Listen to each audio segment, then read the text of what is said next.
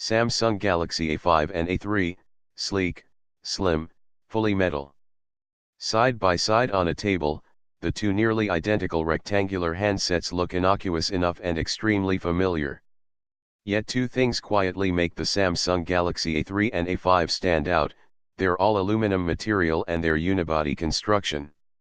Following the metal-framed, and plastic-backed, Samsung Galaxy Alpha and Galaxy Note 4, the A5 and A3 represent Samsung's first stab at an all-metal build, and the first of its smartphones to seal in the battery completely. The square-sided handsets look and feel good, similar to the Alpha, or like smaller, more maneuverable versions of the Note 4.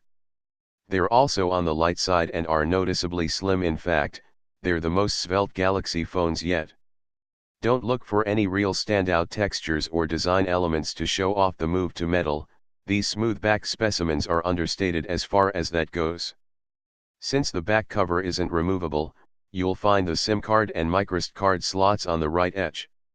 In some countries, a hybrid slot will accommodate either a second SIM or a storage card, just not both at the same time. As mid-range phones, you won't find a heart rate monitor built in with the camera module. Samsung says that sensor is reserved for more premium phones like the Galaxy S5, Galaxy Note 4, and Galaxy Alpha. Mid-range specs.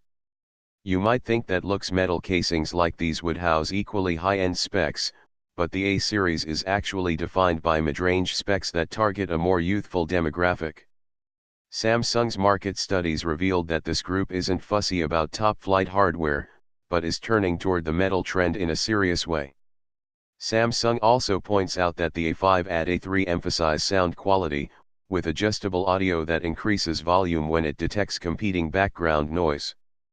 Another feature, called Wise Voice, helps keep volume levels constant for the receiver even if you're holding the phone away from your face. Sounds good in theory, though I didn't get a chance to test out either enhancement. In terms of color, both the A3 and A5 will come in 6 shades. There's the usual black and white, gold, and silver metallics, and the same blossom pink and light blue as the Note 4. As usual, not every color will be available in every country. Extra themes. Android 4.4 KitKat is the OS standard for these phones, with Samsung's TouchWiz interface on top. In a nod to self-expression, a new take on the UI lets you apply 4 new themes such as nature that applies pre-selected images and ringtones. The A3 and A5 also have their own unique touch sounds that other Galaxy phones don't. Supercharged selfies. The A3 and A5 may fall in the middle of the hardware spectrum, but they have a few fun new camera features dedicated to selfies, another huge trend we're seeing in smartphones. It all starts with wide-angle selfies that shoot up to 100 degrees in portrait and a 120-degree landscape/panorama mode. The A3 and A5 also get the same rear camera selfie feature first seen on the Note 4. I really like this one. In addition, the airbrushing beauty mode found in pretty much every Samsung and LG front-facing camera goes a step further here with effects to correct your skin tone and slim your face, plus one to enlarge your eyes. If you prefer to send your selfies au naturel, you'll have the option to turn this off. You can trigger selfies with a voice prompt as before, and Samsung also adds the ability to launch a countdown by holding your hand in front of the camera. You'll have 3 seconds to get your palm out of the way before the shutter snaps to life. Also brand new is an animated GIF mode, which combines up to 20 pictures you capture by pressing and holding the shutter button. You can adjust the frame rate for 1 to 10 frames per second, and also tweak the GIF quality using a sliding scale. You'll also be able to reorder frames and adjust the settings before saving your animated GIF.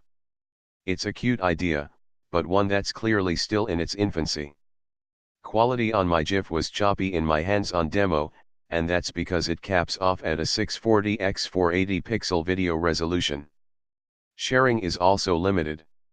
While animated GIFs are shareable through a messaging app, it wasn't clear if you could upload them to social networks like Facebook. Where can you get the A5 and A3, and for how much?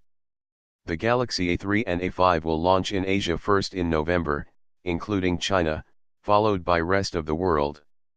While Samsung hasn't released pricing or distribution details yet, carriers will likely do that on their own.